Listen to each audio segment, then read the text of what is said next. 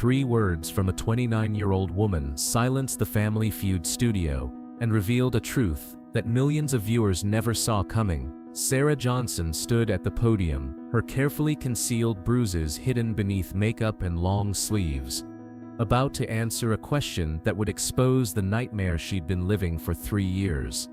What happened next proved that sometimes the most dangerous place for a woman is her own home. It was a humid Thursday afternoon at the Family Feud studios in Atlanta. The Johnson family from Birmingham was competing against the Martinez family from Houston. The atmosphere buzzed with the usual pre-show energy as families prepared to battle for prize money and television glory. Sarah Johnson stood quietly at her family's podium, trying to blend into the background. She was 29 years old, with shoulder-length blonde hair that she'd styled to partially cover the faint yellow bruise on her left cheek. Her long-sleeved coral blouse and dark pants had been chosen strategically to hide the finger-shaped marks on her arms. To everyone watching, Sarah appeared to be a typical contestant nervous about being on television. But beneath her composed exterior, she was calculating escape routes, mentally rehearsing explanations for why she might need to leave early, and praying that her husband Mark wouldn't notice anything unusual when she returned home. The Johnson family had been selected for Family Feud 6 months ago, back when Sarah still believed things might get better. Mark had seemed excited about the opportunity, proud that his family had been chosen for national television. What Sarah didn't realize then was that he saw it as another way to control her narrative, to present their perfect family image to the world. For 3 years, Sarah had been trapped in a marriage that looked perfect from the outside but was destroying her from within. Mark was charming in public, successful in his job as a sales manager, and beloved by their friends and extended family. Behind closed doors, he was controlling, violent, and increasingly unpredictable. The bruises were carefully hidden, the broken items quickly replaced, and Sarah's growing isolation explained away as her being focused on family life. She had become an expert at making excuses, covering for Mark's behavior, and maintaining the facade that everything was fine. Steve had noticed something about Sarah during the family introductions that he couldn't quite place. There was a hesitation in her responses, a way she kept glancing towards someone off camera, a tension that seemed unusual even for nervous contestants. "Sarah, tell us about yourself," Steve had asked, with his characteristic warmth. "I'm a stay-at-home mom," she'd replied quietly, not mentioning that Mark had insisted she quit her job as a teacher 2 years ago, cutting off her financial independence and professional connections. "Any hobbies? Things you like to do for fun?" Steve had continued, trying to draw her out. Sarah had paused, seeming to consider her answer carefully. "I used to paint," she'd said softly, not adding that Mark had destroyed her easel and supplies during one of his rages, claiming they were a waste of time and money. The game progressed through the first 2 rounds, with typical family competition. Sarah's teenage daughter Emma answered confidently. Her younger son Tyler cracked jokes that made the audience laugh, and her mother-in-law Dorothy showed the quick wit that made good television. But Sarah remained mostly silent, speaking only when directly called upon. There was something about her stillness that was different from normal nervousness. It was the practiced invisibility of someone who had learned that drawing attention could be dangerous. During the 3rd round, everything changed. Steve announced the category with his usual enthusiasm, completely unaware that he was about to touch on Sarah's deepest fear. "We surveyed 100 people. Top 6 answers are on the board. Name something that scares you." The question hung in the air like a loaded weapon. Around Sarah, her family immediately started thinking of common fears. Spiders, heights, public speaking. Normal fears that normal people could talk about openly. But for Sarah, the question cut straight to the core of her daily reality. Every moment of her life was shaped by fear. Fear of saying the wrong thing, making the wrong expression, coming home too late, not having dinner ready on time, breathing too loudly while Mark was watching television. Emma, Sarah's 17-year-old daughter, buzzed in first. "Heights," she said confidently, earning the number 4 spot on the board and enthusiastic celebration from the family. Tyler went next with spiders, which got the number 2 answer. Dorothy tried flying, but it wasn't on the board. The control passed to the Martinez family, who found one more answer before striking out. Now it was Sarah's turn. She approached the podium with the careful movement of someone who had learned to take up as little space as possible. The studio lights felt harsh, the audience noise overwhelming, but nothing compared to the fear that lived permanently in her chest. Steve smiled at her encouragingly as she gripped the podium. "Sarah, your family needs one more answer to stay in control. Name something that scares you." Sarah stared at the board, her hands trembling slightly. Her family was whispering suggestions behind her. Snakes, the dark, horror movies, innocent fears that belonged to people who felt safe in their own homes. But Sarah wasn't thinking about winning the game. She wasn't thinking about prize money or television strategy. She was thinking about what would happen when the cameras stopped rolling and she had to go back to the house where fear lived in every corner. The silence stretched longer than usual. Steve noticed her hesitation and stepped closer, his expression shifting from entertainer to concerned human being. "Take your time, sweetheart. What scares you?" Sarah looked up at Steve, then at the cameras, then at her family. For 3 years, she had been carrying this fear alone. For 3 years, she had been protecting everyone else from the truth by absorbing the violence herself. When Sarah spoke, her voice was barely audible, but in the complete silence of the studio, every word rang out with devastating clarity. "Going home tonight." The words fell like stones into still water. The studio audience gasped audibly. Sarah's family turned to stare at her in confusion and growing alarm. Even the camera operators seemed to sense that something profound was happening. Steve Harvey, who had heard thousands of answers to thousands of questions, felt the blood drain from his face. This wasn't a game show answer. This was a cry for help broadcast to millions of people. "Sarah," Steve said gently, setting down his cards and moving closer to her. "Sweetheart, what do you mean by that?" The question opened the floodgates. 3 years of terror, isolation, and carefully hidden bruises came pouring out in words that cut straight to the heart of domestic violence. "I mean, I'm scared to go home because I don't know what I did wrong today," Sarah said, her voice gaining strength as she continued.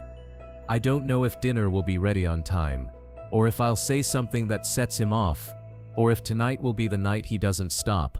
The studio fell completely silent. This wasn't entertainment anymore. This was a woman's life, laid bare in front of millions of witnesses. Behind Sarah, her teenage daughter Emma was crying. Not tears of confusion, but tears of recognition. She had seen the bruises her mother thought she'd hidden. She had heard the arguments through bedroom walls. She had been living with this knowledge and not knowing how to help. "How long has this been going on?" Steve asked, his voice stripped of all performance. 3 years, Sarah whispered. 3 years of walking on eggshells, of apologizing for things I didn't do, of making excuses for bruises and broken furniture, and why I can't see my friends anymore." Steve looked around the studio, at the cameras, at the producers in the booth. In 40 years of television, he had never encountered a moment quite like this, but he knew exactly what needed to happen. "Sarah, look at me," Steve said, his voice firm but gentle. "You don't have to be afraid anymore. Not here, not now." But Sarah wasn't finished. 3 years of isolation and terror had built up inside her like pressure in a valve. And now that it was open, everything came pouring out. "He tells me it's my fault," she continued, her voice breaking. "That if I were a better wife, if I listened better, if I didn't make him angry, he wouldn't have to hurt me. And sometimes I believe him because it's easier than admitting that the man I married, the father of my children, wants to destroy me." The honesty was devastating. Here was a woman admitting that she was living in fear of the person who was supposed to protect her, and she was doing it in front of her children, her in-laws, and millions of strangers. Steve walked closer to Sarah and, without hesitation, positioned himself between her and the off-camera area where family members and crew usually stood. It was a subtle but powerful gesture of protection. "Sarah, I want you to listen to me very carefully," Steve said, his voice carrying across the silent studio. "None of this is your fault. Not the anger, not the violence, not any of it. You are not responsible for someone else's decision to hurt you." Over Sarah's shoulder, Steve could see her mother-in-law Dorothy, looking stricken. This was her son being accused of domestic violence on national television. But as Steve watched Dorothy's face, he saw recognition replacing denial, understanding dawning where willful blindness had existed. "Mrs. Dorothy," Steve said, addressing Sarah's mother-in-law directly, "your daughter-in-law just showed incredible courage by telling her truth. She needs to know that her family will protect her, not the person who's been hurting her."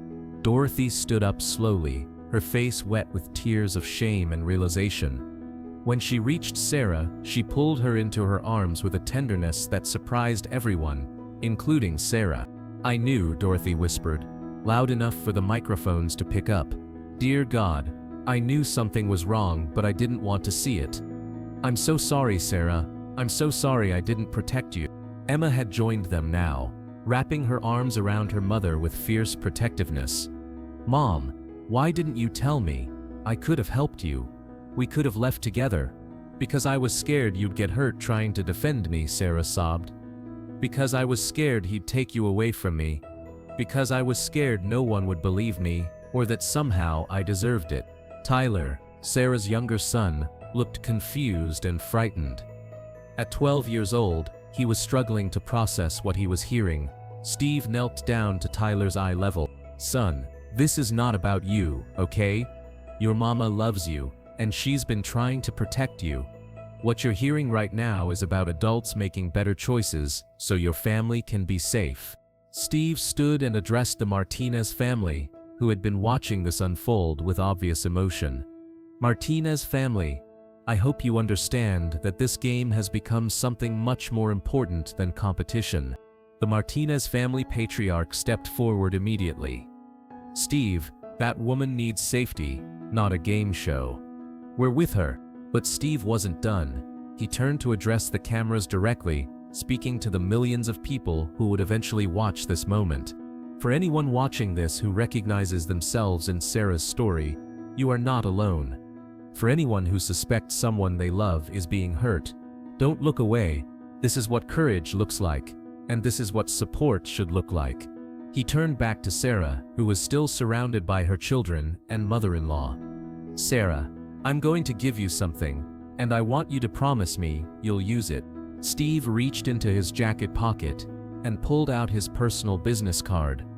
But more than that, he gestured to someone off camera, and within moments, a woman approached the stage. She was introduced as Jennifer Martinez, a domestic violence counselor who happened to be in the studio audience. "Sarah, Dr. Martinez specializes in helping women in situations exactly like yours. She's going to give you information about safe places to go, legal resources, and how to make a plan that keeps you and your children protected." The conversation that followed wasn't fully captured by the cameras, but Dr. Martinez spoke quietly with Sarah about immediate safety concerns, about domestic violence shelters in Birmingham, about legal protections available to her, and about how to safely leave an abusive relationship. Dorothy, Sarah's mother-in-law, spoke up with a voice full of determination. "Sarah, you and the children are coming home with me tonight. Mark can deal with me if he has a problem with that. But what if he—" Sarah began. "What if he nothing?" Dorothy interrupted. "I failed you once by not seeing what was happening. I will not fail you again." The episode that aired 8 months later became the most impactful Family Feud episode in the show's history. But more importantly, it sparked a national conversation about domestic violence, the signs that friends and family often miss, and the resources available to help victims escape. Sarah received thousands of supportive messages from viewers, many from other domestic violence survivors thanking her for her courage. Domestic violence organizations reported dramatic increases in calls to their hotlines in the weeks following the episode. But the real change happened in Sarah's own life. With the support of her mother-in-law, her children, and the domestic violence counselors Steve had connected her with, Sarah safely left her marriage, The legal process was challenging, but she had documentation, witnesses, and a support system that refused to let her face it alone. Mark initially tried to use the television appearance against Sarah in court, claiming she had embarrassed him publicly. But the judge, who had seen the episode, noted that exposing domestic violence was not embarrassment, it was evidence. Sarah returned to teaching, rebuilt her financial independence, and slowly rediscovered parts of herself that had been buried under years of abuse. She started painting again, this time creating art that helped her process trauma and heal. Her children underwent counseling to help them understand and process what they had witnessed. Emma, now in college, studies social work with a focus on helping families affected by domestic violence. Tyler has become one of his mother's fiercest protectors and advocates. Dorothy became an active volunteer with domestic violence organizations, using her story of willful blindness to help other family members recognize the signs they might be missing. Steve kept his promise to stay connected with Sarah's journey. When she graduated with her master's degree in counseling 2 years later, he sent flowers with a note that read, "From someone who believes in the power of truth and the strength of survivors." Today, Sarah is 34 years old and works as a domestic violence counselor herself. Her office walls are covered with paintings she's created, business cards from Steve Harvey, and photos of her children thriving in their safe, peaceful home. The question that started as a simple survey response, "Name something that scares you," became the turning point that saved Sarah's life, not because it magically solved her problems, but because it gave her the courage to speak her truth and the community to support her through the aftermath. Sarah's story resonated far beyond that Family Feud studio. She became an advocate for domestic violence awareness, speaking at conferences about the importance of recognizing the signs and the reality that abuse often happens in families that look perfect from the outside. The fear that had controlled Sarah's life for 3 years transformed into a story of courage that inspired thousands of other women facing similar situations. The shame that had isolated her became a bridge connecting her to a community of survivors who understood her experience. Steve Harvey learned something that day that changed how he sees every contestant who seems to be carrying more than they can handle. "Sometimes people don't need a game show," he said in later interviews. "Sometimes they need permission to ask for help." And Sarah Johnson, who spent 3 years believing that her fear was something to hide, learned that speaking her truth was exactly what she needed to reclaim her life. Because that's what courage looks like, that's what family support sounds like, and that's what happens when a woman decides that her safety is more important than keeping someone else's secret. The fear that once sent Sarah home every night to uncertainty and violence has been replaced by something stronger, the knowledge that she deserves to feel safe, that her children deserve to grow up without fear, and that sometimes the scariest thing you can do is also the most necessary. Going home no longer scares Sarah Johnson, because now, home is a place where fear has no power, where truth is welcome, and where love exists without violence.